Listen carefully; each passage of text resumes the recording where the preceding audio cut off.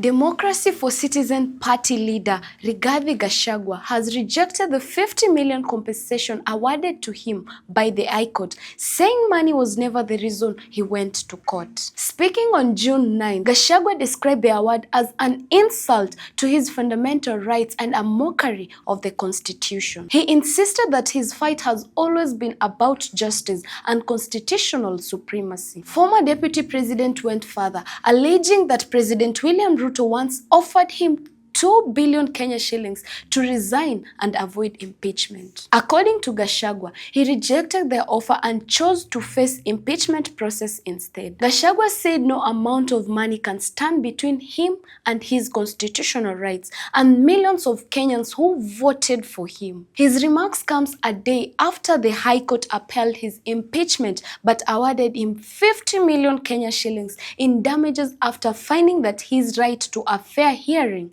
had been violated. Gachagua had since announced that he will appeal the ruling, maintaining that justice, not financial compensation, is what he seeks. Winnie Mora, GTN Africa. Follow us for more updates.